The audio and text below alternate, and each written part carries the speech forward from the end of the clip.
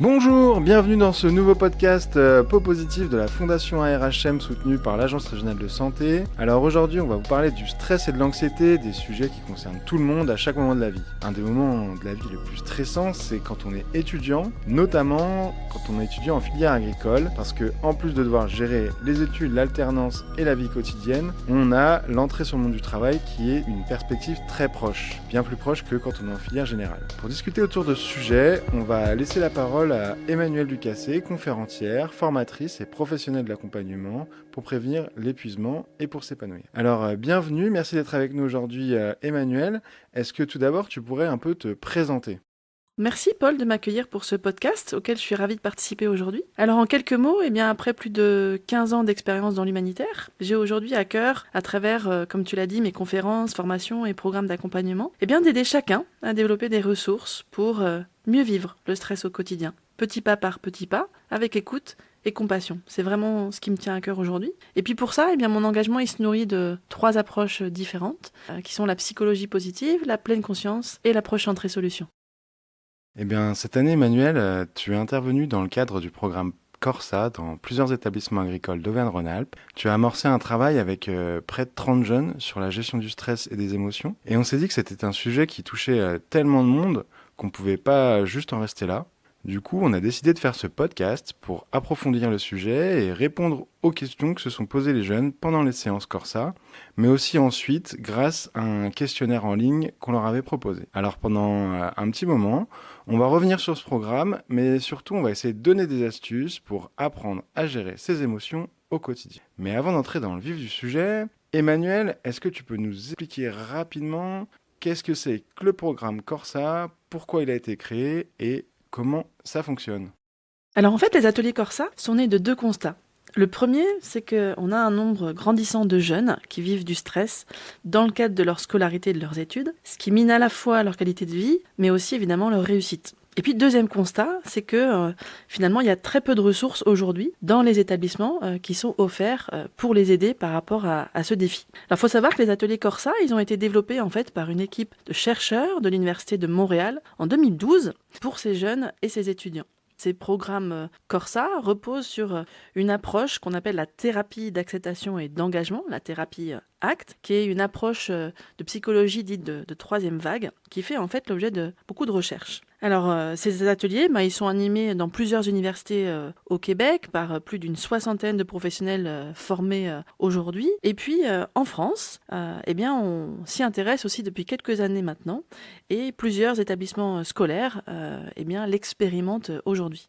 Alors, qu'est-ce que ça veut dire Corsa ? En fait, c'est un mot qui vient du suédois, qui veut dire traverser, franchir. Parce que, bien sûr, la scolarité des jeunes et les études postsecondaires, elles peuvent être comparées en réalité à un long voyage en mer. Alors pour plusieurs, ce voyage peut être évidemment plus ou moins difficile, et puis pour certains même se faire dans une mer plutôt trouble et mouvementée, pour beaucoup même. Alors pour ces jeunes et puis ces étudiants, les ateliers Corsa ont été pensés pour un peu leur offrir comme 2 grandes voiles, pour les aider à mieux traverser finalement la scolarité et les études avec un peu plus de sérénité. Alors comment ça se déroule ? On a 5 séances de 2h30 et pendant ces séances, on va faire des exercices pratiques suivis d'échanges réalisés toujours, et ça c'est hyper important, dans un cadre sécurisant et de non-jugement pour que chacun puisse s'exprimer librement. Et puis c'est important parce que c'est vraiment le point de départ qui va assurer la dynamique de groupe, qui va vraiment être favorable aux apprentissages qu'on va faire émerger de ce programme pour vivre avec plus de sérénité les enjeux autour de la scolarité.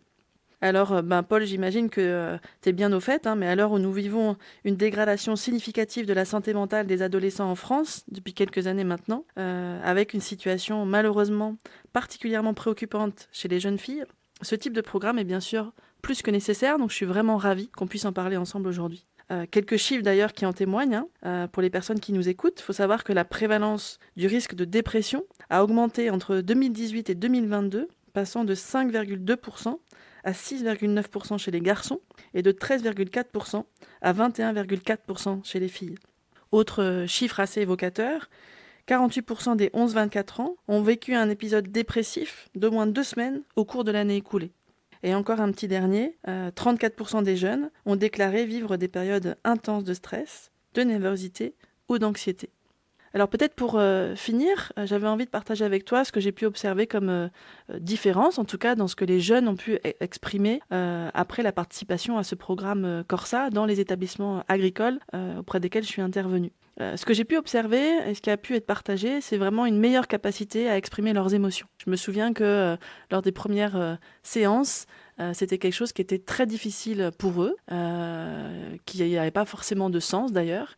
Et puis au bout de la 4e séance, on voyait que c'était beaucoup plus fluide, qu'ils arrivaient à mettre des mots et puis surtout à partager leur ressenti et pas forcément répéter celui du voisin. J'ai aussi observé une meilleure compréhension du stress.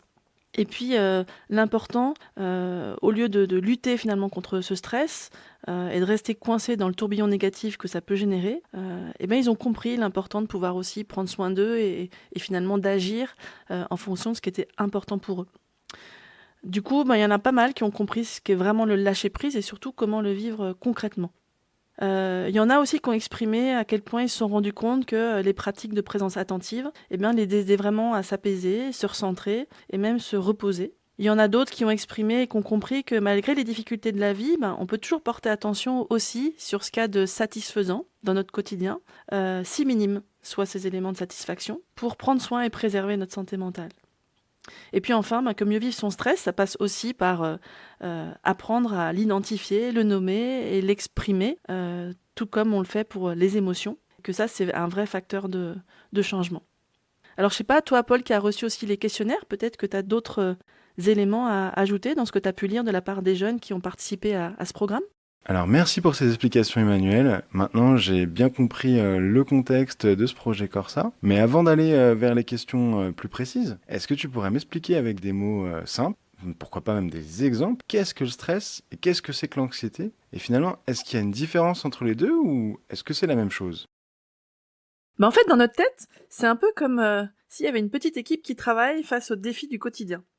Cette équipe, on pourrait imaginer qu'en réalité, elle est composée de 3 membres. T'as le booster, le saboteur et le guide.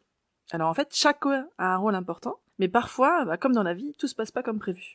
Alors, si je reviens un peu sur le rôle de chacun de ses membres, le booster, tu sais, c'est celui qui donne un coup de fouet quand tu fais face à un défi, avant un contrôle, un examen ou une compétition sportive, par exemple, et puis il va te dire, allez, on se concentre, on se prépare, et puis du coup, il a plutôt tendance à te pousser à agir et te donner de l'énergie pour réussir. Ensuite, donc du coup, t'as le saboteur. Alors lui, c'est celui qui adore semer le doute et imaginer le pire. Il te murmure, tu sais, des phrases comme « Et si tu échoues ? Et si tout le monde se moque de toi ?»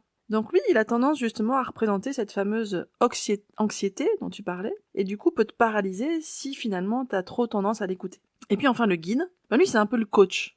Le coach calme, réfléchi, qui va t'aider à prendre du recul, à trouver des solutions, finalement à garder ton sang-froid face aux situations stressantes. Alors qu'est-ce qui se passe quand le booster dérape ? Vous avez bien compris que le booster, c'est celui qui va représenter plutôt le stress, et du coup, il est normal, il peut d'ailleurs même être utile, puisqu'encore une fois, c'est lui qui va t'aider à te motiver, à réviser pour un examen, ou à rester vigilant lorsque tu fais face à une situation importante. Mais évidemment, parfois, ce fameux booster, il peut s'emballer et devenir même envahissant. Et dans ces cas-là, au lieu de t'aider, il va te submerger et finalement te faire perdre tes moyens. Donc quand ça arrive, on parle de stress négatif. Alors que quand il va plutôt te booster et te mettre en action de façon positive, là on va plutôt parler de stress positif. Alors voilà ce qui peut se passer dans ces situations. D'abord au niveau de ton corps, physiquement, tu peux par exemple ressentir des maux de ventre, ou des palpitations, ou encore des tensions dans le corps. Au niveau de tes ressentis, de tes émotions, de ce qui se passe dans ton cœur, tu peux te sentir peut-être irrité, triste, voire dépassé. Au niveau de ta tête, de ton mental, tu peux avoir du mal à te concentrer, ou bien à mémoriser ce que tu apprends. Et puis au niveau de tes comportements, de tes attitudes, de ce que tu vas faire, tu peux avoir par exemple tendance à procrastiner, ou alors éviter la situation qui te met en situation de stress. Donc ça arrive souvent quand la pression elle est trop forte, ou qu'elle dure trop longtemps, ou quand ce fameux saboteur, cette anxiété s'en mêle, et va avoir tendance à amplifier tes pensées négatives, et t'emmener dans un tourbillon plutôt néfaste évidemment pour ta santé. Alors comment reprendre le contrôle de tout ça ? Et c'est là où le guide évidemment peut intervenir pour calmer la situation. Alors, quelques stratégies qui pourraient te suggérer ce fameux guide, eh ben, ça peut être par exemple t'inviter à respirer profondément. La respiration, on le redira certainement au cours de ce podcast, mais c'est vraiment ton meilleur ami parce que c'est elle qui va vraiment t'aider à ce que ton corps se détende du mieux possible. Une autre stratégie que ton guide, ton auto-coach peut te suggérer, ça peut être aussi par exemple de planifier tes tâches, de découper ce que tu as à faire en petites étapes pour éviter justement de te sentir submergé et de voir l'ampleur de la tâche comme une montagne infranchissable. Le guide, il peut aussi, par exemple, t'inviter à bouger ton corps, donc faire du sport, ou marcher un peu, ou tout simplement faire des exercices qui te permettent de te relâcher au niveau des tensions physiques que tu es susceptible de ressentir. Il peut aussi fortement te recommander d'aller en parler, tout simplement, partager tes inquiétudes avec un ami ou une amie, un proche ou un adulte de confiance qui peut t'aider à voir les choses autrement, à relativiser. Et puis enfin, il peut aussi t'aider, par exemple, à te dire de prendre soin de toi, en ayant un sommeil plus récupérateur, une alimentation plus saine, et puis t'accorder des moments de pause, mais je pense que tout ça, on y reviendra certainement un peu plus tard lors de nos échanges. Alors tu me demandais, Paul, la différence entre stress et anxiété. Alors je crois qu'avec ce que je viens de vous dire là, ça devrait déjà vous donner quelques éléments, mais pour bien comprendre la différence entre les deux, le stress, qu'on peut associer à ce fameux booster, faut savoir que c'est une réaction normale face à une situation précise, comme un examen par exemple, et qu'une fois la situation passée, eh ben, il disparaît. Alors que l'anxiété, ce fameux saboteur, eh ben, c'est plutôt une peur qui va être exagérée ou irrationnelle d'une situation future. Donc par exemple, tu vas imaginer que tu vas échouer avant même d'essayer. Et donc cette anxiété, elle persiste même quand en réalité il n'y a pas de danger réel. Donc en résumé, ton équipe interne, le booster, le saboteur et le guide, eh ben, sont là pour t'aider à avancer dans la vie. Et plus tu vas apprendre à reconnaître quand le booster devient trop envahissant, ou bien quand le saboteur va prendre trop de place, eh bien plus tu seras en mesure de faire appel à ton guide pour retrouver l'équilibre et avancer plus sereinement face aux défis du quotidien. Peut-être une dernière chose par rapport à tout ça, vis-à-vis de l'anxiété, en fait, il faut savoir que ce soit l'anxiété mais aussi l'envie ou l'embarras, c'est des émotions assez présentes et fréquentes à l'adolescence, puisque c'est très lié à la comparaison et au regard des autres que vivent très souvent nos chers ados. Alors, elle crée une forte menace sur la perception que nous avons de nous-mêmes et donc sur l'estime de soi-même. Mais il faut savoir quand même aussi, parce qu'on a tendance souvent à voir l'anxiété comme quelque chose de purement négatif, mais elle peut aussi jouer un rôle important puisqu'elle va nous servir à anticiper les menaces potentielles. La peur, quant à elle, elle va plutôt concerner des menaces connues. Donc finalement, l'anxiété, elle peut aussi nous aider à nous préparer à agir dans un objectif de protection. Mais parfois, elle émerge dans des contextes où elle ne devrait pas. Pour rendre peut-être ça un petit peu plus concret, je vais partager un exemple qui permet de constater quelques nuances, encore une fois, entre ce fameux stress et cette anxiété. Imaginons un enfant plutôt en bas âge qui côtoie un chien pour la première fois. Alors, si cet enfant est plutôt dans une situation de stress, eh bien, il va plutôt avoir tendance à vivre la crainte, la vigilance, la nervosité, la fébrilité, et peut-être aussi de l'excitation, de l'euphorie et de l'amusement. Donc, par exemple, il va plutôt avoir tendance à observer le chien à distance, et puis quand vient le temps de s'en approcher, on peut observer par exemple que son cœur va battre vite, qu'il va peut-être même un peu trembler, et puis il va vouloir que un de ses parents peut-être l'accompagne, et en même temps il peut être aussi quelque part fasciné par l'animal, un peu excité de le toucher, parce que c'est nouveau et puis c'est amusant. Dans le cas où ce même garçon face au même chien est plutôt dans une situation d'anxiété, eh bien là ça va être l'anticipation et l'appréhension de la situation, si par exemple ce chien, il est chez sa tante Julie, et que du coup, il veut pas y aller, parce qu'il commence à s'inquiéter dès la veille de sa visite, qu'il anticipe cette peur du chien. Et donc là, il va plutôt vivre des émotions associées à cette anxiété, comme l'inquiétude, l'appréhension, l'angoisse, la panique, la terreur, ou même l'hypervigilance.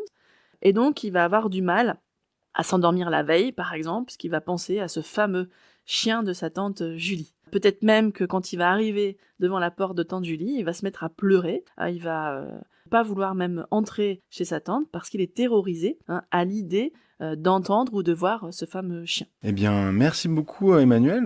Je pense qu'on comprend toutes et tous mieux ce que c'est que le stress et l'anxiété maintenant et les différences. Mais dans les questionnaires où on interrogeait les jeunes, on a eu plusieurs retours qui posaient la question en disant « Ok, c'est bien, on a compris ce que c'est que le stress. Tous les jours à la télé, on dit le stress, c'est ça. » On arrive à voir, bah là, mon parent est stressé, mon frère, ma petite sœur est stressé. Mais sur nous-mêmes, c'est vraiment plus compliqué à détecter. Du coup, est-ce que tu pourrais me donner des petites astuces pour finalement, quels sont les signes qui montrent que nous-mêmes, on est trop stressé? Alors écoute, merci beaucoup Paul pour cette question qui est hyper importante parce que c'est vraiment le point de départ indispensable si on veut vraiment mieux vivre son stress au quotidien.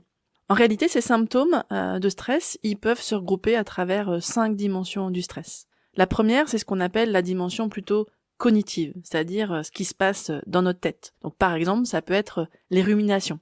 Tu sais, c'est l'image du fameux hamster qui tourne dans sa roue. Dans notre tête, c'est un peu ça, des pensées qui tournent en boucle. Il peut y avoir aussi au niveau cognitif des symptômes comme avoir un discours intérieur, ce qu'on se raconte dans notre tête, qui a plutôt tendance à amener une faible estime de soi-même. La deuxième dimension, ça va plutôt être celle qui est liée à nos émotions, à nos ressentis. Donc si on ressent par exemple de manière assez fréquente de la colère, ou de la peur. Ça peut être un signe aussi de stress. Au niveau de nos comportements, ça c'est la troisième dimension, par rapport à ce qu'on fait, comment on agit. Si par exemple on a tendance à être dans l'évitement et avoir des conduites plutôt addictives, comme boire de l'alcool par exemple, ou encore vivre de l'insomnie.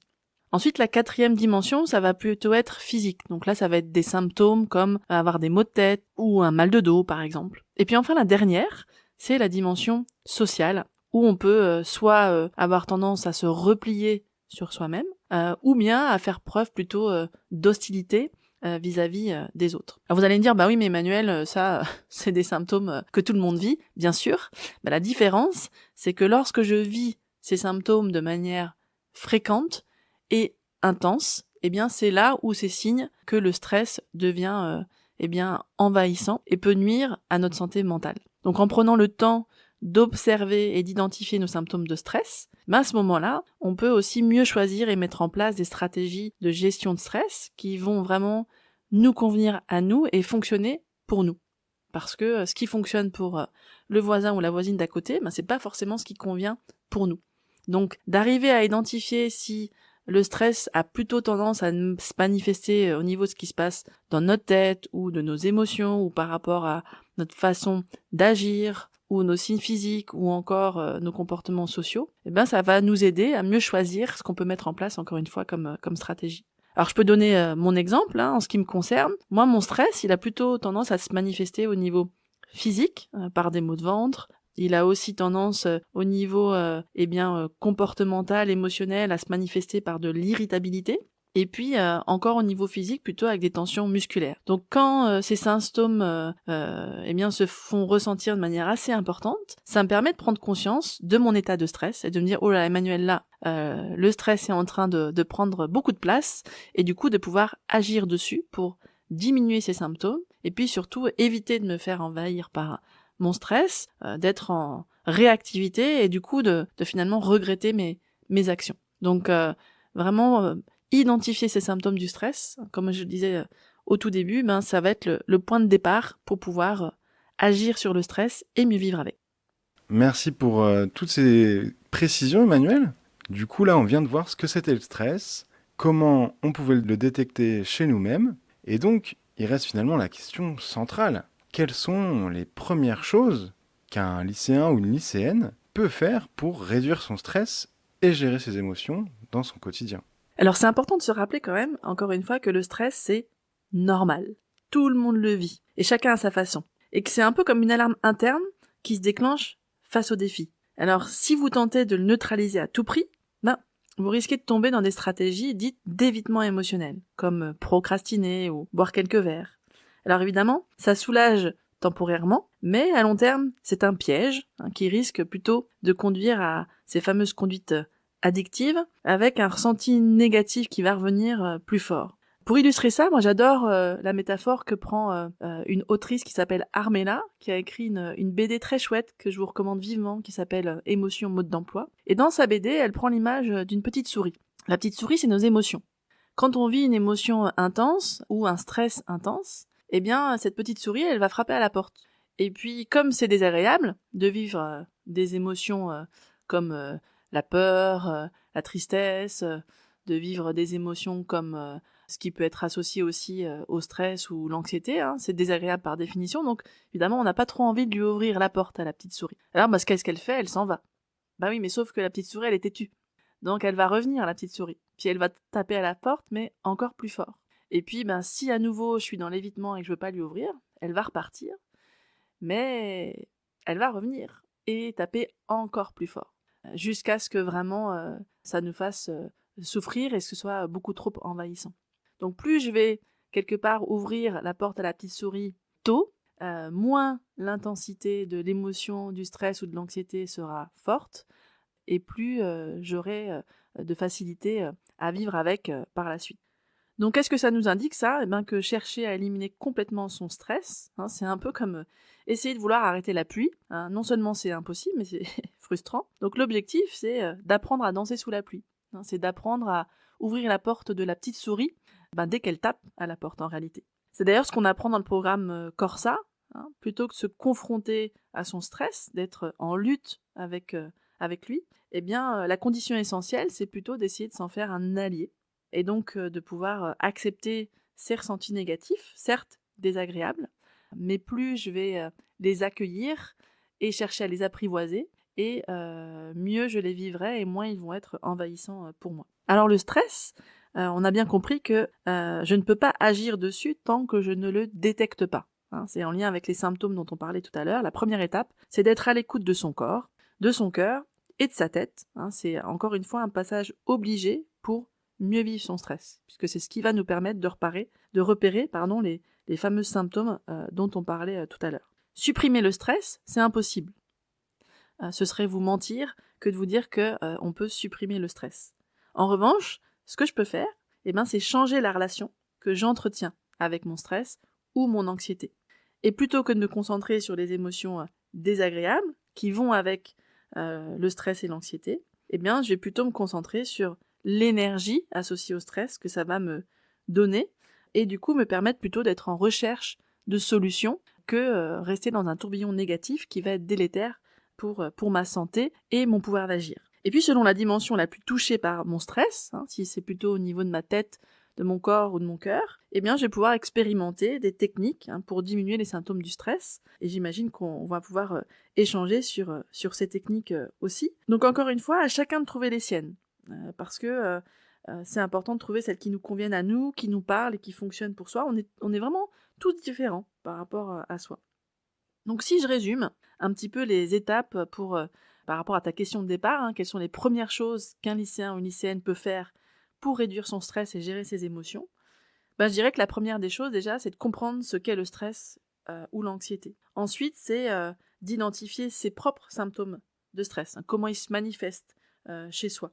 Est-ce que c'est plutôt au niveau de la tête, du corps, du cœur, un peu tout ça à la fois. D'accepter aussi que le stress, il se supprime pas, que tout le monde le vit d'une façon plus ou moins intense et plus ou moins fréquente. De garder en tête que, heureusement et bien sûr, on peut agir sur la manière dont on le vit et sur la relation qu'on entretient ou pas avec notre stress ou notre anxiété. Et que selon les symptômes, les personnes pourront utiliser différentes stratégies. Dernier point qui me semble vraiment aussi important à partager aux étudiants et jeunes qui nous écoutent, c'est de vraiment pas hésiter en revanche à se faire accompagner par un professionnel quand le stress ou l'anxiété devient trop envahissante et qu'on n'y arrive pas tout seul à le gérer. Voilà, il y a des professionnels qui sont là pour vous accompagner, pour vous aider. C'est vraiment pas une honte de faire appel à un professionnel, hein. Moi-même, en étant formée et en étant professionnelle de l'accompagnement, je continue, quand j'ai des enjeux, des difficultés, à me faire accompagner moi-même par des professionnels. C'est vraiment un point de soutien qui est important, qui nous aide aussi à grandir et puis à mieux traverser les tempêtes qu'on est tous susceptibles à un moment donné de vivre dans notre quotidien. Mais du coup, Emmanuel, est-ce que tu pourrais pas nous donner de manière vraiment plus pratique des techniques, je sais pas, des techniques de respiration, des techniques sur l'hygiène de vie ou la gestion du stress avant un examen ou une situation difficile. Alors oui, bien sûr, Paul, avec plaisir. Écoute, sur la dimension liée au corps, on peut évidemment apprendre à être davantage à l'écoute de son corps et puis on peut l'aider à se détendre, soit par des techniques de relaxation, de respiration ou de présence attentive, communément appelées aussi les pratiques de pleine conscience. Alors, à titre d'exemple, qui en général parle bien et plaît bien à nos chers jeunes, il y a les techniques de cohérence cardiaque. Ça consiste à synchroniser le rythme de notre respiration avec notre rythme cardiaque. Parce que quand on synchronise ces deux rythmes-là, ça nous aide à nous apaiser.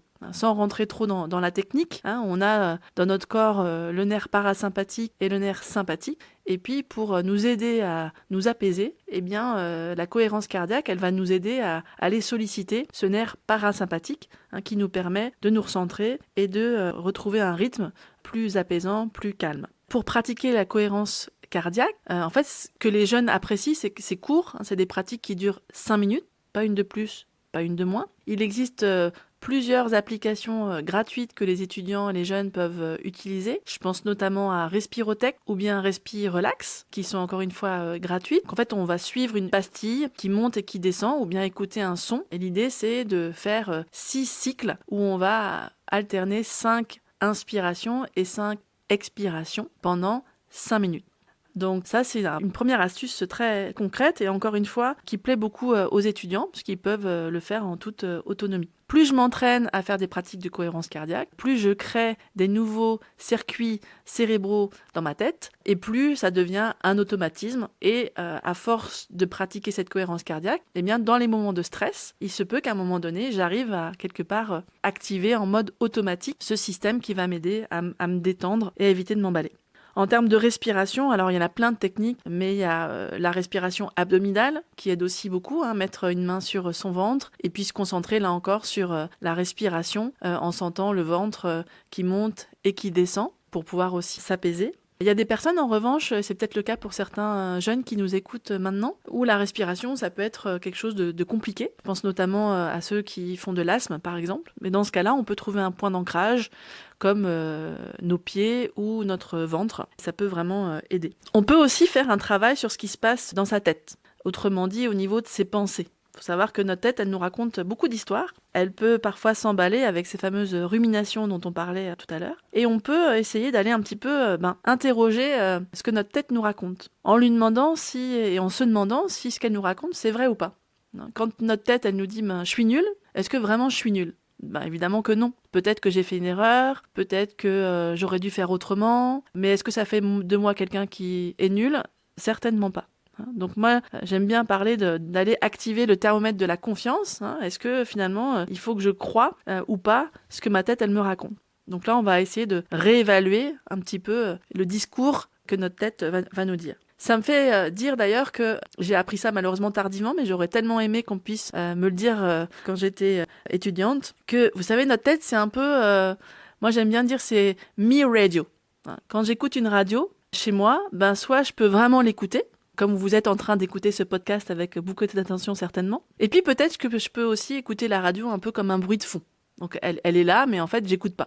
Les pensées qui se passent dans notre tête, c'est pareil. Je peux soit y prêter attention, soit les laisser aller sans forcément y prêter attention. Donc je suis pas obligée d'écouter ce que ma tête, elle me raconte. Qu'en réalité, notre tête, c'est une machine à penser. Et donc, elle crée des pensées en non-stop. Donc je suis pas obligée déjà de l'écouter.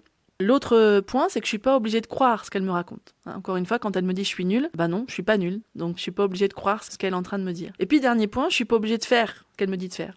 Si je suis en cours et que ma tête elle est en train de me dire allez prends ton téléphone pour voir si tu as reçu un message de ton copain ou de ta copine, je suis pas obligée parce que je suis en plein cours de prendre mon téléphone et d'effectivement regarder si j'ai un message ou pas. Je suis pas obligée de faire ce que ma tête elle me dit de faire. Et puis, alors petite astuce que moi j'aime bien partager, on peut chanter ses pensées. Pour les personnes qui aiment bien chanter, on peut par exemple se répéter pendant 1 minute la pensée plutôt désagréable qui revient en boucle. Si je continue avec cette pensée je suis nulle, on va pendant 1 minute se redire je suis nulle, je suis nulle, je suis nulle, je suis nulle, je suis nulle. Et puis essayer d'être à l'écoute de ce que ça nous fait ressentir dans notre corps, s'il y a des émotions qui s'en viennent. Et puis ensuite, on va répéter cette pensée, mais cette fois en chantant, sur un air qui nous va bien. Donc, je suis nul, je suis nul, je suis nul, je suis nul, je suis nul, je suis nul, je suis nul. Et donc après, on va essayer de voir qu'est-ce qu'on vit quand on chante ces pensées. Est-ce que ça me fait vivre des émotions différentes? Est-ce que dans mon corps, je vois des changements? Et donc en général, on se rend compte que sans combattre ou tenter de maîtriser ces fameuses pensées, eh bien, elles perdent de leur pouvoir. Et donc elles sont maintenant devenues une suite de mots, comme un peu dans une chanson, et elles prennent beaucoup moins de place. Ça, c'est une astuce que personnellement, j'aime beaucoup, que je vous invite à essayer. Mais encore une fois, on se rappelle, il y a des choses qui vont fonctionner pour les uns et pas pour les autres, et c'est complètement normal. Et puis au niveau de ce qui se passe dans notre cœur, de nos émotions, là on peut développer ce qu'on appelle les fameuses compétences émotionnelles. Donc pouvoir être en capacité d'identifier les émotions, et là encore, ça passe par notre corps, puisque avant tout une émotion c'est au niveau de mon corps que je la ressens. Et puis la deuxième compétence, ça va être en capacité de mettre des mots derrière ces émotions. Et puis donc de développer ce que moi j'appelle une grammaire émotionnelle, un vocabulaire émotionnel. Et puis derrière, d'être en capacité de l'exprimer, soit oralement, verbalement, soit avec une technique qui nous convient à nous. Donc ça peut être l'écriture, ça peut être faire une activité physique, bref, à chacun, encore une fois, de trouver son moyen de pouvoir l'exprimer, pour ensuite l'utiliser de manière plus respectueuse vis-à-vis de soi-même et vis-à-vis des autres. Voilà, écoute, je pourrais t'en donner plein d'autres, des astuces, Paul, mais je sais que le temps est compté, donc je vais m'arrêter là, et j'espère en tout cas que ce sera déjà utile pour celles et ceux qui nous écoutent.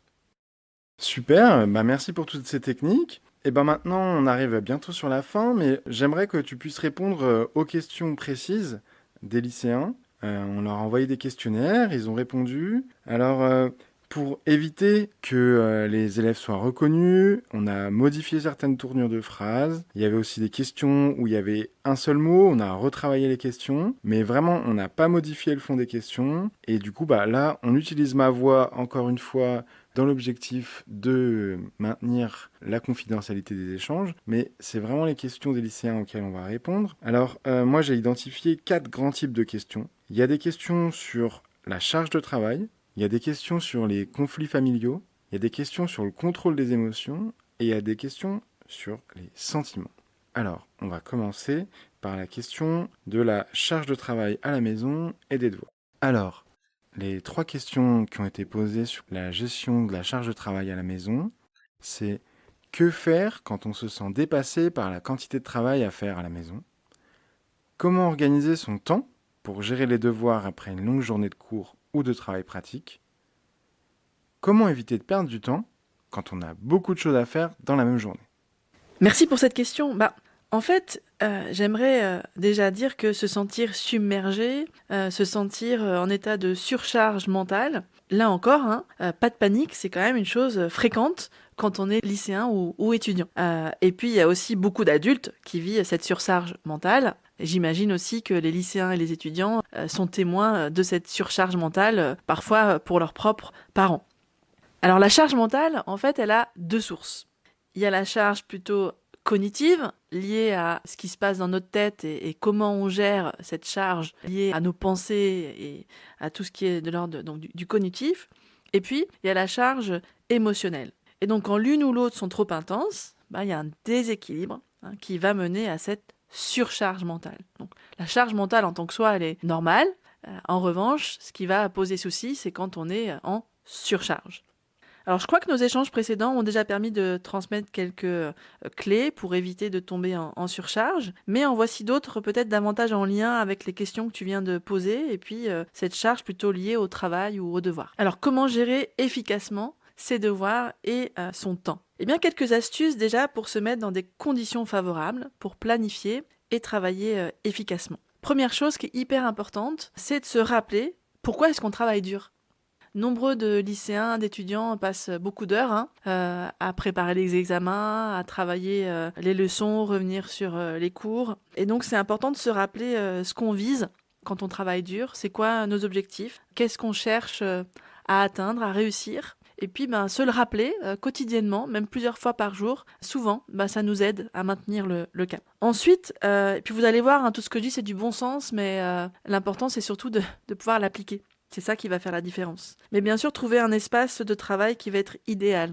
choisir un espace où on est dans un lieu plutôt calme et confortable pour travailler. Et puis bien sûr, d'éliminer les distractions. Donc les téléphones, les réseaux sociaux, en tout cas pendant les moments où on a vraiment envie d'être concentré sur nos sessions de travail.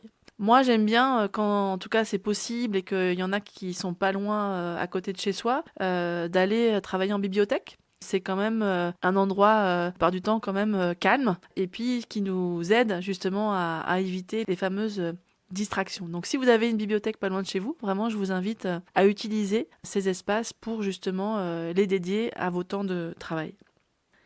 Ensuite, souvent, et c'est le cas aussi pour moi, quand on travaille sur un projet ou quand on travaille sur des cours en particulier ou qu'on se prépare avant un examen ou autre, on a tendance à voir ça un peu comme une montagne qui se dresse devant nous. Et puis, souvent, on est découragé quand on est devant la montagne. Alors, ce qui peut nous aider, c'est de pouvoir diviser ce gros projet ou ce gros travail en petites tâches. Parce que tout de suite, ça devient beaucoup plus accessible.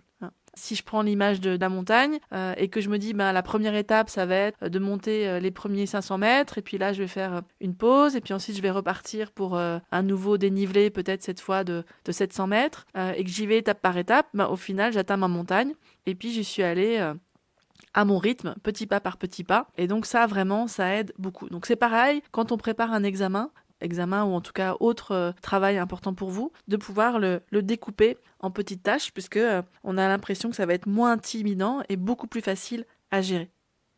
Ensuite, concernant l'organisation et la planification du travail, ce que j'imagine beaucoup d'entre vous font, c'est ces fameuses to-do list. Et puis l'important, c'est de voir comment est-ce qu'on peut répartir cette fameuse to-do list dans le courant de la semaine. Alors, il y a pas mal d'applications aujourd'hui qui existent, comme Todoist ou alors My Study Life, qui peuvent aider à cela. On estime en moyenne, donc ça peut peut-être aussi vous aider à vous organiser ou à gagner en efficacité, mais on estime en moyenne que pour les classes de première et de terminale, 2 heures de travail par jour, c'est plutôt une bonne moyenne en semaine, et puis entre 5 à 6 heures le week-end. Donc, autrement dit, si vous êtes en dehors de ces temps de travail-là, il y a de fortes chances que ce ne soit pas étonnant si vous vous y épuisez. Donc peut-être essayer de revoir votre façon de travailler, votre planification ou vos exigences à la baisse. Un point aussi qu'en général nos jeunes, mais même de nombreux adultes, ne s'octroient pas, c'est de prévoir un temps de pause. Je ne peux pas être efficace et concentré des heures et des heures. La capacité attentionnelle, elle est limitée. Elle est d'ailleurs, dans notre société, de plus en plus limitée, avec toutes les sources de distraction. On est vraiment aujourd'hui dans un monde de distraction. Et donc des sas pour se ressourcer et se remettre en énergie, c'est hyper important. De se ressourcer, de remettre du carburant dans notre corps pour être de nouveau efficace. Et là encore, c'est à chacun de trouver son moyen de ressourcement. Ça peut être d'écouter de la musique, de faire de la danse, du sport, des pratiques de relaxation. Je parlais tout à l'heure de cohérence cardiaque, donc ça peut être une pratique de cohérence cardiaque, ça peut être un moment entre amis, une bonne douche, un bon thé, avec un bon bouquin ou une bonne BD, un bon magazine. Donc en tout cas, vraiment prévoir des temps de pause pour pas enchaîner du matin au soir. Sinon, le risque, évidemment, c'est de se cramer et de se retrouver en situation d'épuisement. Et puis, pendant les sessions de travail, là aussi, c'est important de faire des pauses régulières. Moi, j'aime bien dire que notre cerveau, il a besoin d'être mis dans un transat régulièrement pour prendre des bouffées d'oxygène, faire des pauses régulières. Et donc, moi, j'aime bien parler notamment de la méthode Pomodoro, qui consiste à découper ces périodes de travail avec des pauses de 5 minutes toutes les 25 minutes et une pause plus longue toutes les 2 heures.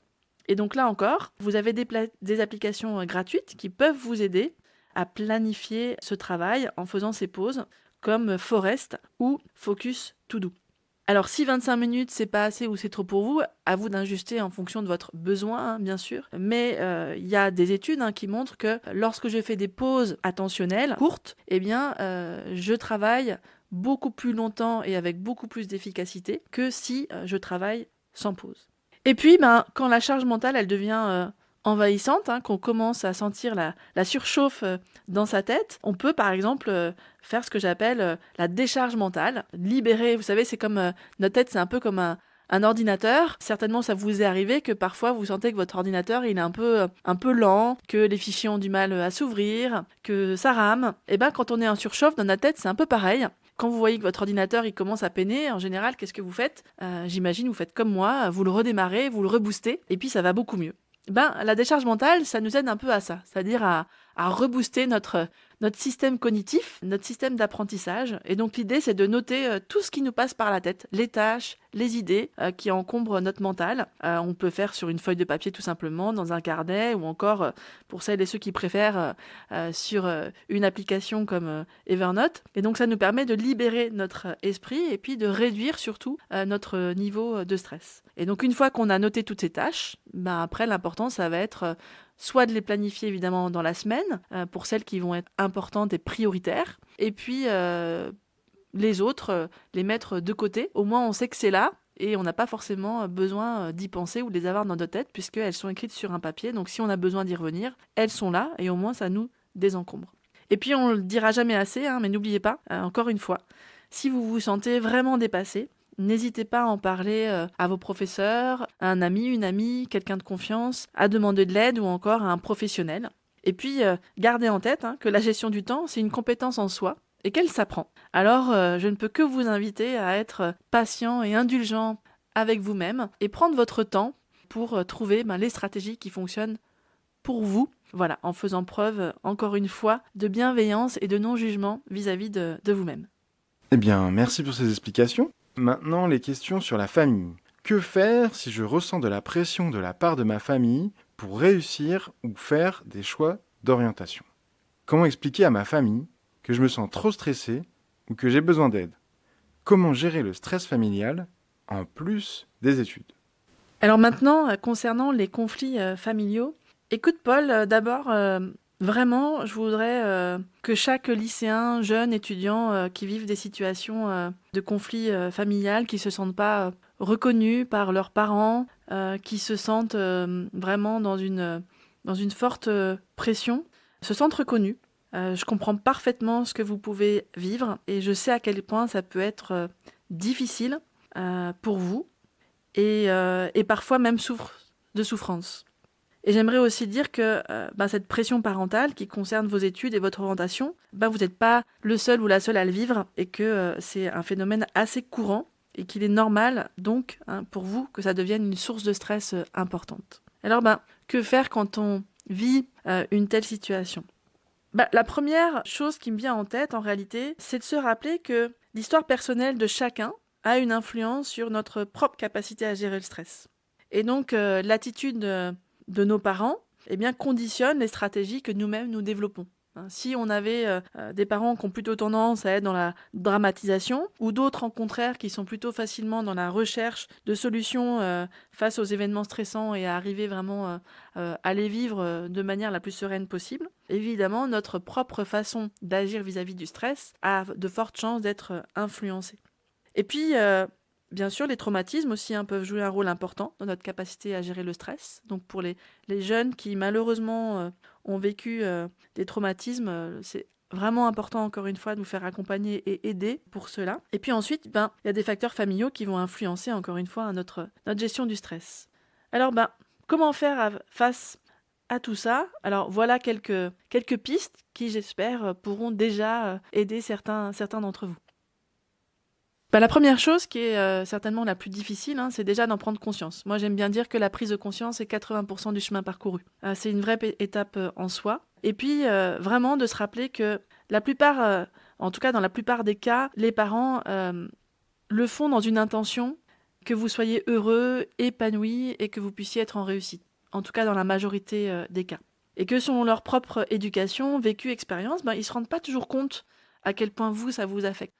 Ils ne se rendent pas toujours compte de comment vous vivez cette pression, surtout si vous ne l'exprimez pas. Donc le deuxième point, c'est de pouvoir avoir le courage de s'affirmer et de dire les choses. Alors j'ai conscience que c'est pas si simple, mais encore une fois, ce sont des compétences qui s'apprennent. Et si vous en sentez pas en capacité de le faire aujourd'hui, c'est que vous ne sentez pas encore en capacité de le faire. Mais ce qui est sûr, c'est que c'est pour bientôt, si vous prenez du temps à vous entraîner et à développer cette compétence. Alors, premier élément, je crois, c'est déjà de choisir le bon moment pour discuter avec vos parents.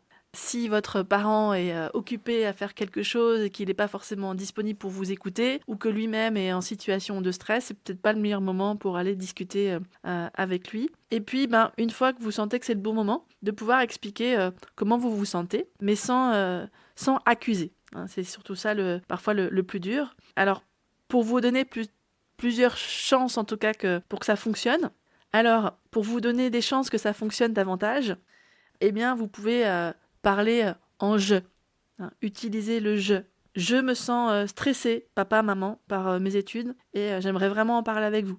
Je me sens stressée quand tu me demandes chaque jour où j'en suis dans mes révisions. J'aimerais que vous compreniez que j'ai besoin de voir mes amis pour me ressourcer, pour faire des pauses, m'oxygéner et mieux travailler par la suite. Donc parler en je, ça c'est un point qui est important, plutôt que d'utiliser ce que j'appelle le tu qui tue, hein, parce que si j'utilise le tu, ça a tendance à accuser, et donc si la personne en face se sent accusée, elle a plus de chances d'être en résistance et du coup de ne pas être à votre écoute. L'autre point, si vous venez discuter avec vos parents, je crois que c'est important d'essayer d'apporter vos solutions, de pouvoir aussi être force de proposition. Et donc de suggérer finalement des moyens, des solutions qui vont pouvoir vous aider. Tout en restant, hein, ça c'est un point qui est important, à l'écoute de ce que vos parents ont à vous dire. Vos parents, ils ont marché avant vous, comme on dit, ils ont fait le chemin, ou en tout cas leur chemin. Ils ont leurs expériences et puis ils peuvent être aussi de bons conseils. Pas toujours, on est bien d'accord, mais peut-être qu'ils ont quand même des choses qui peuvent être utiles pour vous. Et là, ce sera évidemment à vous de faire le tri, mais c'est important que vous soyez ouverts et à l'écoute.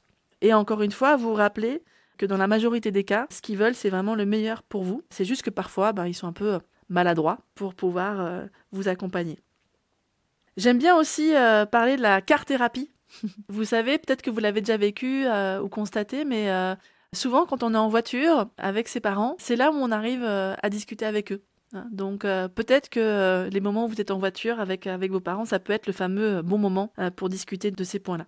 Et puis encore une fois, si vraiment vous voyez que c'est difficile pour vous, que le conflit est trop fort, que vous n'arrivez pas à trouver un espace de discussion avec vos parents, ne pas hésiter à solliciter l'aide d'un professionnel pour ça.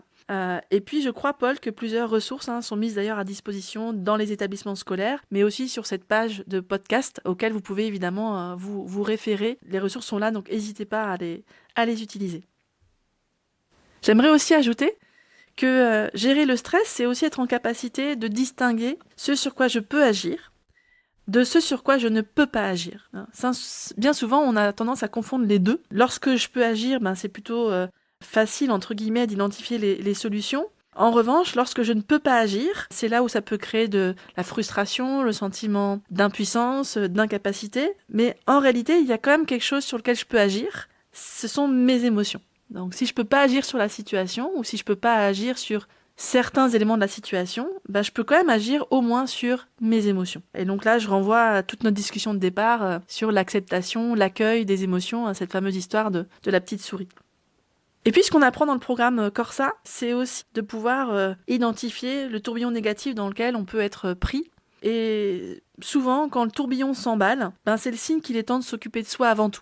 Vous savez, c'est comme la métaphore du masque à oxygène. Peut-être certains d'entre vous ont déjà eu l'occasion de prendre l'avion. Quand on prend l'avion, vous savez, il y a les consignes de sécurité avant que l'avion décolle. Et la première chose qu'on vous dit, c'est que si jamais il y a besoin d'utiliser les masques à oxygène, c'est d'abord de le mettre sur vous avant de le mettre sur le voisin ou la voisine.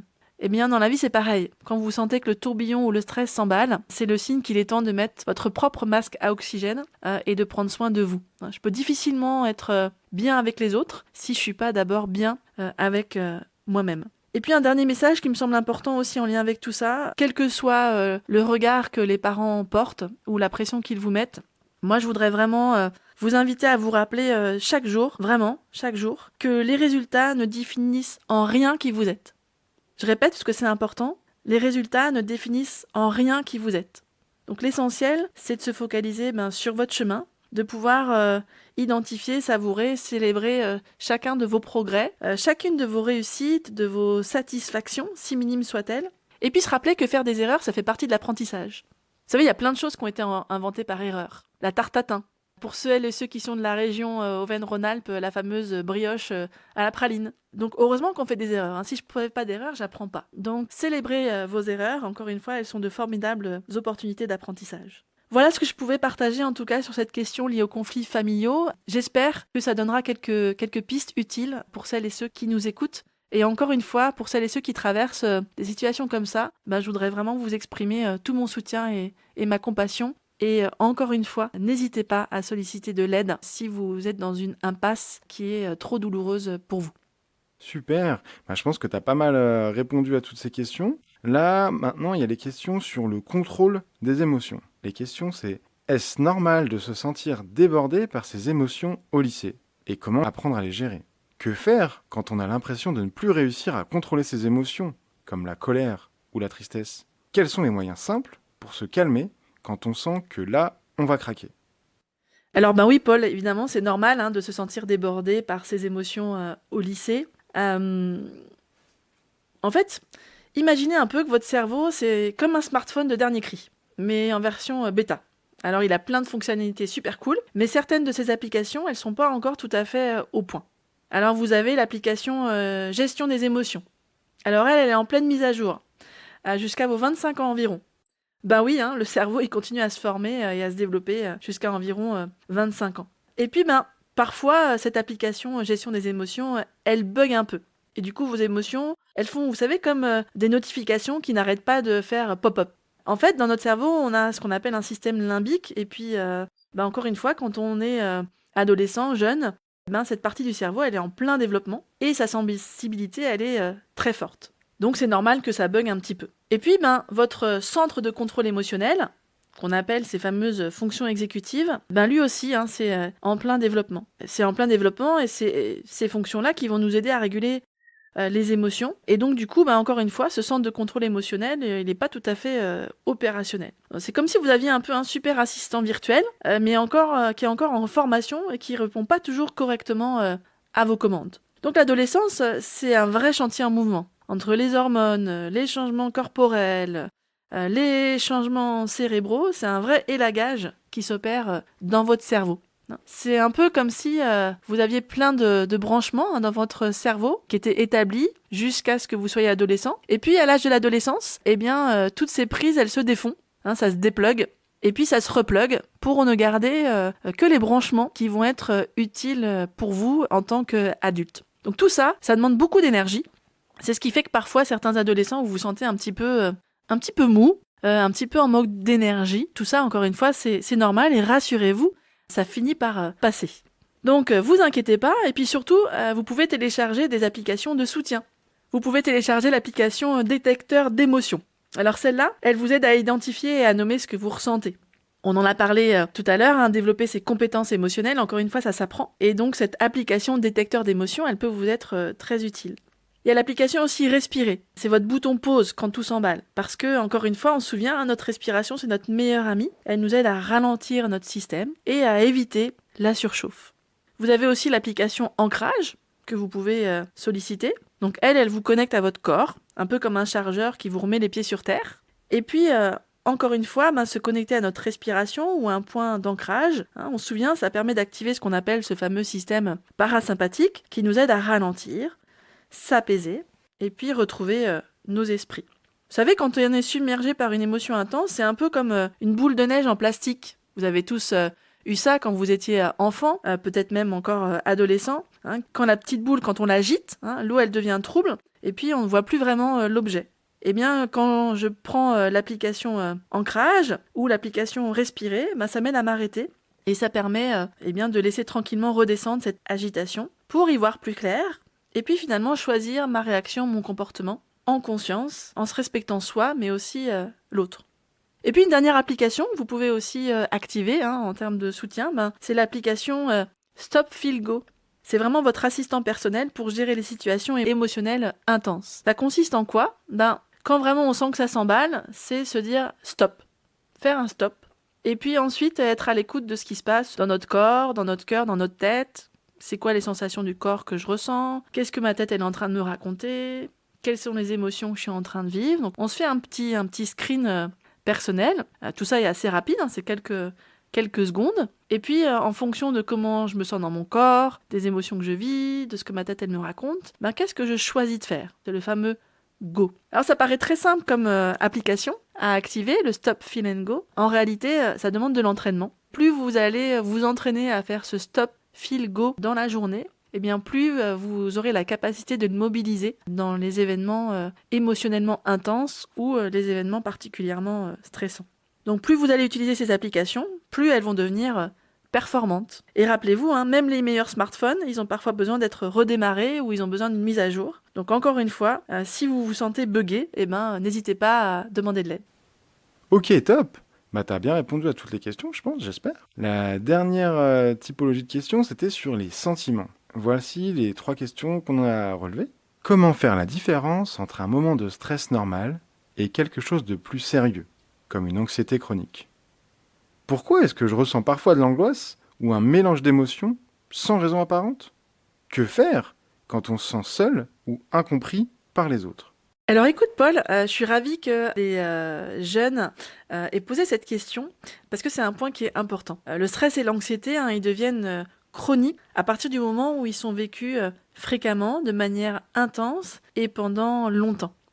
Dans le cas du stress, ça libère notamment une quantité importante de ce qu'on appelle le cortisol, qui est l'hormone du stress, ce cortisol dans le corps, qui du coup devient néfaste pour la santé lorsqu'il est généré de manière trop fréquente et pendant trop longtemps. Et puis c'est là que ça va du coup générer différents symptômes, comme on l'a vu au début de notre conversation. Ces fameux troubles du sommeil, maux de ventre à répétition, problèmes de peau, repli sur soi, rumination, etc. Donc une quantité importante de cortisol dans le corps, encore une fois, elle va devenir néfaste pour notre santé, à la fois physique, mentale et sociale. Et à long terme, ce stress chronique peut aussi, du coup, augmenter le risque d'accidents cardiovasculaires, la vulnérabilité à la dépression, ou encore nous conduire à l'épuisement, à ce fameux burn-out, et même à des troubles anxieux. Donc encore une fois, vivre le stress ou l'anxiété dans certaines situations, c'est complètement humain et normal. C'est lorsque ça devient trop envahissant et trop omniprésent, ce fameux stress chronique, que dans ces moments, ça nous empêche d'agir, ça impacte notre bien-être dans la durée, et donc c'est là où c'est signe que nous avons besoin d'aide.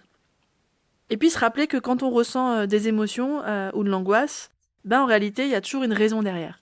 Ça vient toujours avec un déclencheur. Et donc c'est important de se poser la question, c'est quoi le déclencheur? Qu'est-ce qui fait que je ressens ce stress? Qu'est-ce qui fait que je ressens cette anxiété?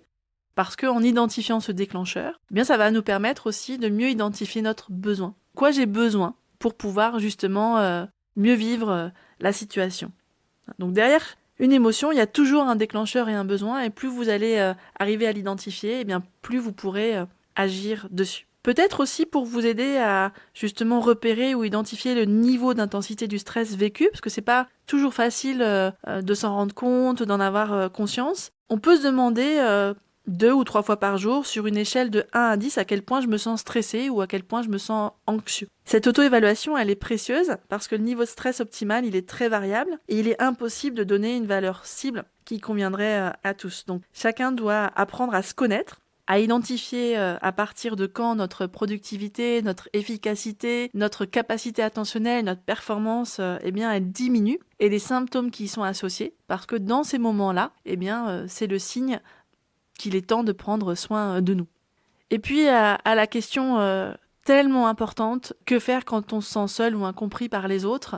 Se souvenir qu'on a un soutien social, que chacun de nous est entouré d'amis, de personnes de confiance. À l'heure des réseaux sociaux, c'est pas la quantité des personnes qui nous entourent qui va être importante, mais c'est surtout la qualité de ces personnes qui nous entourent. De vraiment vous poser la question de est-ce que les personnes qui nous entourent, elles sont source de soutien, d'inspiration, de réconfort? Et si c'est le cas, de rester évidemment en lien avec ces personnes et de les solliciter quand vous vous sentez justement seule et incomprise. Et puis sinon, d'éviter en tout cas les personnes qui vous mettent la tête dans le sable, comme on dit, et qui vous embourbent dans des relations plutôt toxiques. Donc vraiment, ce cercle de soutien social, il est essentiel. C'est un facteur de protection très important dans la prévention du stress et de l'anxiété. Donc je vous invite vraiment à vous entourer de personnes qui vous font du bien et puis à les solliciter quand vous en avez besoin. Et encore une fois, on le dira jamais assez, mais quand c'est trop difficile pour vous de faire appel à un professionnel, c'est quelque chose qui peut vraiment être d'un grand soutien et très utile pour toute votre vie. Voilà, écoute Paul, j'espère avoir répondu sur cette question des sentiments et puis que ça pourra être utile en tout cas aux jeunes qui nous écoutent. Merci pour toutes ces réponses, Emmanuel. Alors, malheureusement, cet épisode de podcast s'achève ici. Est-ce que tu pourrais nous résumer en quelques mots quels seraient les 2-3 conseils vraiment importants qu'il faudrait retenir pour les lycéens et lycéennes qui nous écoutent? Alors oui, bien sûr, avec plaisir, Paul. Je crois que je t'en donnerais plutôt 5, à vrai dire. Le premier, ce serait de comprendre son équipe interne. Vous savez, dans notre tête, le fameux booster, qui est le stress positif, le saboteur, l'anxiété, et puis le guide, votre auto-coach, votre sagesse, d'apprendre à les reconnaître pour mieux gérer vos réactions, est vraiment un point essentiel. Deuxième point, se rappeler que le stress, c'est normal, mais pas tout le temps. Un peu de stress pour se motiver, mais pas trop de stress, parce que sinon, ça peut te paralyser. Et donc pour ça, apprendre à écouter les signaux de son corps et à prendre soin de soi, là aussi, ça va être quelque chose d'essentiel. Troisième chose, je dirais, de se rappeler que nos émotions, ce sont de véritables signaux, de surtout pas les ignorer, pour reprendre ma petite métaphore de la souris, de lui ouvrir la porte, et puis de prendre le temps de respirer, d'identifier ce que tu ressens, rechercher ce fameux déclencheur, le pourquoi, avant de réagir, pour pouvoir justement choisir une attitude, un comportement qui soit respectueux de toi et des autres. 4, se rappeler que t'es pas seul. Malgré la pression familiale, les devoirs, les émotions qui débordent, te rappeler que t'es pas seul au sens où beaucoup de lycéens vivent aussi la même chose que toi. Que tu peux parler de ce que tu vis à tes amis, ta famille, une personne de confiance ou un professionnel. Et puis que petit à petit, tu verras que tu peux aussi devenir ton propre coach. Au fur et à mesure d'expérimenter, d'utiliser les outils et les ressources qu'on a vus ensemble, et puis peut-être d'autres aussi que tu vas découvrir par ailleurs, tu vas repérer ce qui fonctionne le mieux pour toi, pour t'aider dans ton organisation, t'aider à te relâcher, t'aider à mieux te concentrer. Et plus tu vas les utiliser, plus tu deviendras expert de toi-même, parce que oui, vous êtes expert de vous-même. Et puis, si tu me permets, Paul, je voudrais peut-être juste finir ce podcast pour partager à celles et ceux qui nous écoutent que j'ai moi-même traversé un épuisement parental et professionnel, que j'ai moi-même été submergée par mon propre stress pendant de nombreuses années et que j'ai expérimenté un certain nombre de ressources pour apprendre à mieux vivre avec, retrouver plus de sérénité dans différentes sphères de ma vie. J'ai même, quand j'étais étudiante, fait des crises de panique et des crises de spasmophilie. Alors, est-ce que ça veut dire que je vis plus de stress pour autant ? Non, certainement pas. Répondre oui serait vous mentir. Je continue comme tout être humain à vivre du stress, plus ou moins intense. Mais la différence aujourd'hui, c'est que j'ai appris à vivre avec pour qu'il ne soit plus envahissant comme il a été à un moment donné et pour qu'il ne soit plus un frein à mon épanouissement. Donc aujourd'hui, je cultive la confiance en ma capacité à traverser les situations difficiles quelles qu'elles soient. Et j'espère de tout cœur que notre échange, encore une fois, fera une différence utile pour toutes celles et ceux qui nous auront écoutés. Et puis je tiens à te remercier, Paul, parce que j'ai pris beaucoup de plaisir non seulement à préparer ce podcast, mais aussi à le vivre en ta compagnie. Alors voilà, pour finir, je voudrais dire à quel point c'est important de prendre soin de sa santé mentale et du pouvoir de chacun pour qu'on puisse construire petit à petit une humanité plus épanouie, et j'espère que ce podcast y contribuera. Encore merci à toi, Paul. Merci beaucoup, Emmanuel. Moi aussi, c'était avec plaisir ce temps de podcast. On remercie encore une fois l'ARS Aura qui finance le dispositif et la Fondation ARHM qui met en œuvre ces actions. Si vous aussi vous souhaitez participer ou organiser dans votre établissement un programme Corsa ou un autre programme de prévention en santé mentale, n'hésitez vraiment pas à nous contacter. Il y a le mail dans la description du podcast. Vous nous contactez et on essaiera de mettre en œuvre un programme. Merci beaucoup et bonne journée.